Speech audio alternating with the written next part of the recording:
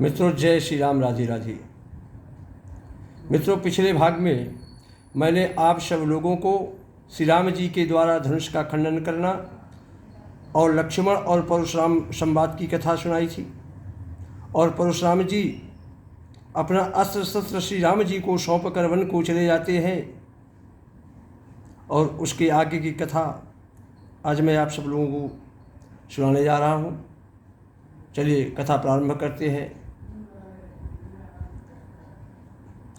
तदपि जाई तुम करहूँ अब जथा वंश व्यवहार, बोझ विप्रकुल वृद्ध गुरु वेद विदित आचार। तब मुनि विश्वामित्र जी कहते हैं कि हे राजन, तुम जाकर अपने कुल का जैसा व्यवहार हो, जैसा रीति रिवाज हो, ब्राह्मणों, कुल के बूढ़ों और गुरुओं से पूछकर और वेदों में वर्णित जैसा आचार हो वैसा करो। तो दूत अवधपुर पठवहु जाई, आनहि नृप दशरथ ही बोलाई। मुदित राउ कही भले ही कृपाला, अपठई दूत बोले ते ही काला। हे राजन, आप दूत को भेजकर, एक दूत अयोध्या को भेजो जो राजा दशरथ को बुला लावे। राजा ने प्रसन्न होकर कहा कि मुदित राउ कही भले ही कृपाला, पठे दूत बोलते ही काला। हे कृपालु, हे मुनीश्वर, बहुत अच्छा। और उसी समय दूतों को बुलाकर महाराज जनक ने अयोध्या को भेज दिया। बहुरी महाजन सकल बुलाए, आई सब हिंसा दर सिर लाए। हाट बाट मंदिर सुरवासा, और नगर समारोह चारहु पासा। फिर सब महाजनों को बुलाया और सबने आकर राजा को आदरपूर्वक सिर नवाया, सिर झुकाया। हाट बाट मंदिर सुरवासा। राजा ने कहा कि बाजार, रास्ते, घर, देवालय और सारे नगर को चारों ओर से सजा दो। उस नगर के सेठ जो महाजन बहुत प्रसन्न हुए और प्रसन्न होकर चले गए और अपने अपने घर आए। फिर राजा ने नौकरों को बुलाकर भेजा और उन्हें आज्ञा दी कि विचित्र मंडप सजाकर रचहु विचित्र बितान बनाई, सिर धरी वचन चले सब आई। विचित्र मंडप सजाकर तैयार करो। यह सुनकर वे सब राजा के वचन सिर पर रखकर और सुख पाकर वहाँ से चले गए। तो पठये बोली गुनी तिन्ह नाना, अजे बितान विधि कुशल सुजाना।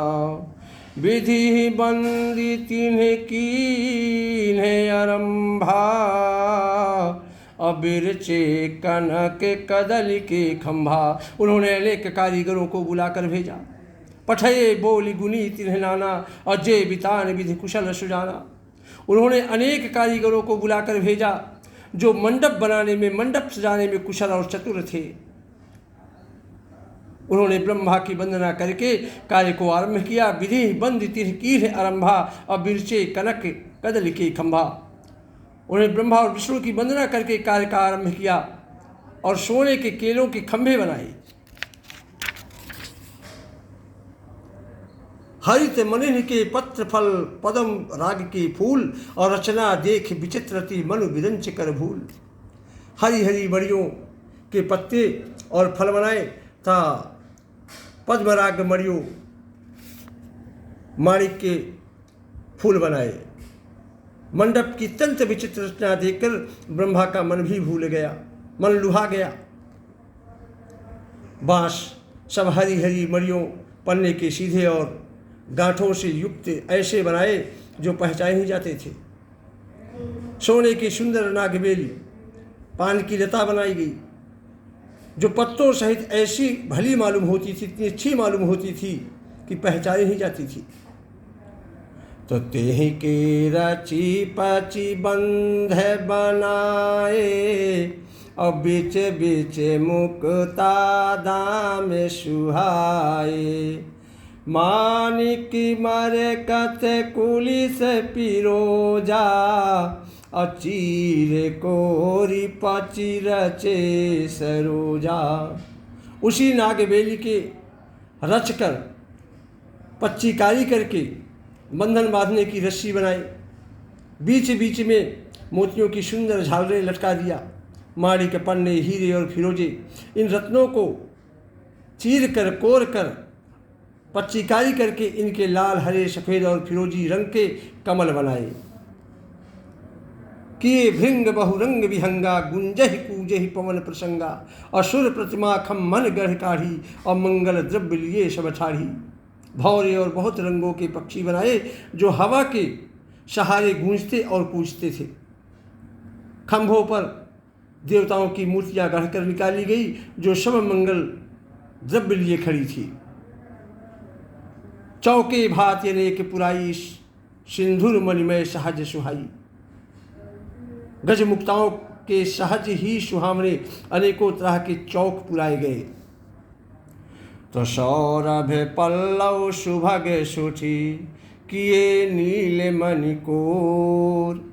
हेम बौर मरकत घवरी, लसत पाट में डोर। नीलमणि को कोर कर अत्यंत सुंदर आम के पत्ते बनाए गए। सोने के बौर, आम के फूल और रेशम की डोरी से बंधे हुए पन्ने के बने फलों के गुच्छे शोभित हो रहे हैं।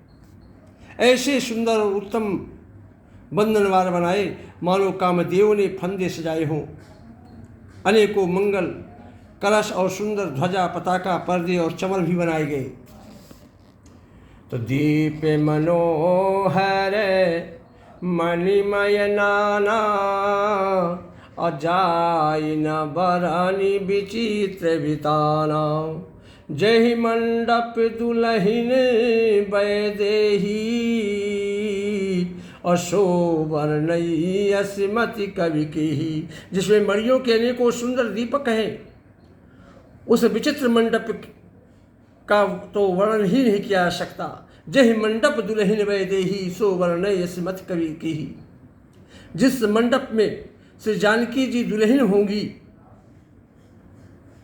किस कवि की ऐसी बुद्धि है, तुलसीदास जी कहते हैं, जो उसका वर्णन किया कर सके, जो उसका बखान कर सके।